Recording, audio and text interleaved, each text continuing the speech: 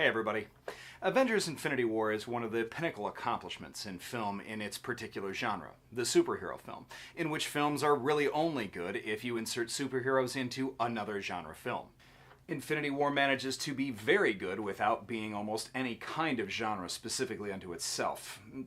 Maybe space opera, but truly it stands alone in many ways, playing into the tropes of superhero film and simultaneously turning them on their head.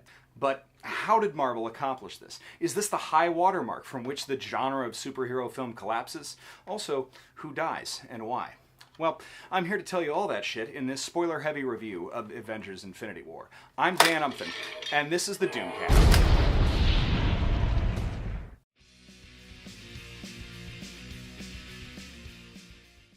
Wow, I'm back, and it didn't even take Adam Warlock.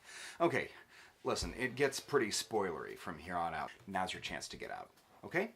Thanks. It's pretty fair to say that Infinity War shattered nearly anyone's expectations in terms of what Marvel was planning on doing with its own properties.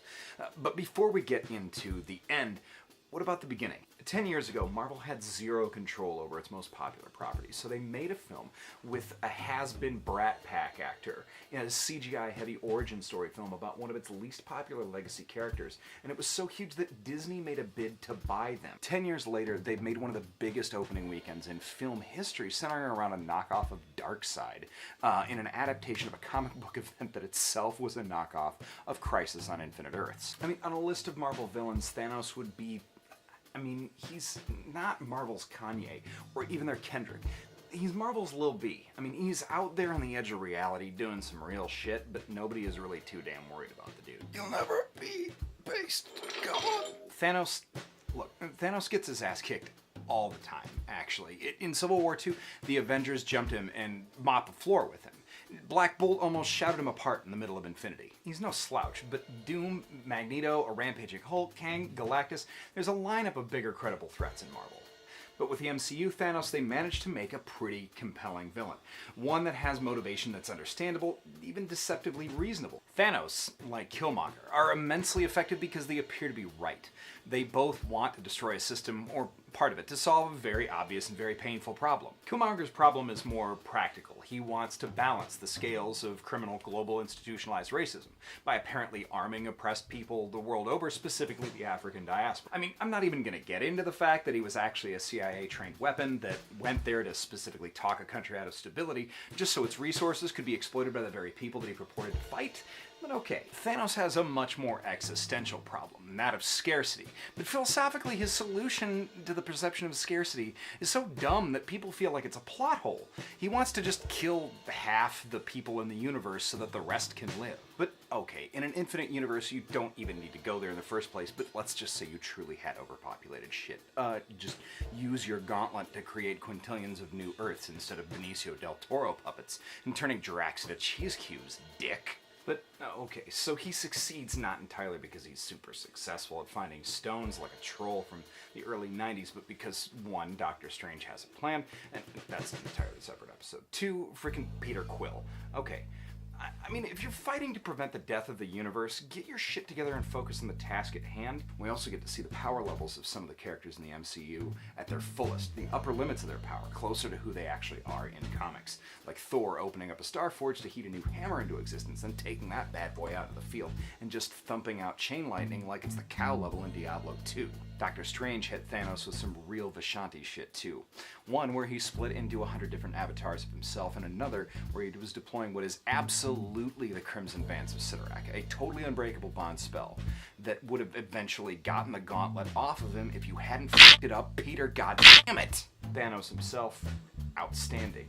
Show me another movie where somebody gets an asteroid dropped on them and then just walks it off, and counters by throwing a f***ing moon at somebody else. The Black Order, characters only introduced into comics in 2015, played a massive role in this movie, with all of them biting the dust.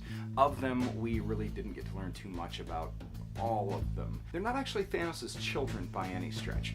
but my favorite out of all of them is Black Dwarf and Ebony Maw, especially because it was super insane that 3 unpowered human Avengers capably dropped the other 2. I can't cover all the amazing stuff in this film in 5 minutes by any stretch, so a quick rundown here.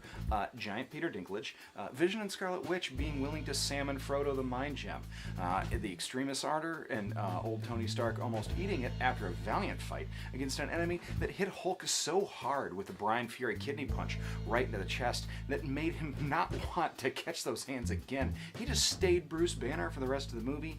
That was incredible.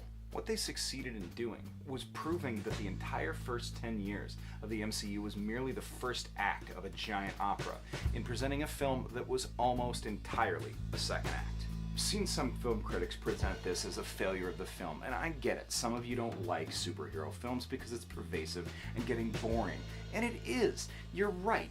But criticizing this movie for having characters that are defined only by their behavior in prior films, that's ridiculous. A good adaptation of a comic book film can only succeed by embracing the perpetual second act nature of serial sequential art like a comic book is. Regardless of how it's resolved, Marvel also showed that even its champions of its faceted franchises aren't safe from on-screen deaths, even if they've only been in the game for a year or less. And the reaction the comic readers are left with in a good cliffhanger is real in the theater. When Black Panther disappeared on the opening Thursday that I was in, a moviegoer in my theater actually threw a beer glass at a wall in anger and stormed out of the theater. They were done. In defying an act structure that provides resolution, this massively ambitious film ended the only way it could to actually be received very well, with a massive emotional cost for invested fans. But they're bringing them back, right? I mean, maybe it's appropriate to end this review in a cliffhanger of its own, because next what we're going to look at is the clues in comics and the movies as to how the MCU is going to resolve the cliffhanger ending of Infinity War. Thanks everybody, we'll see you next week.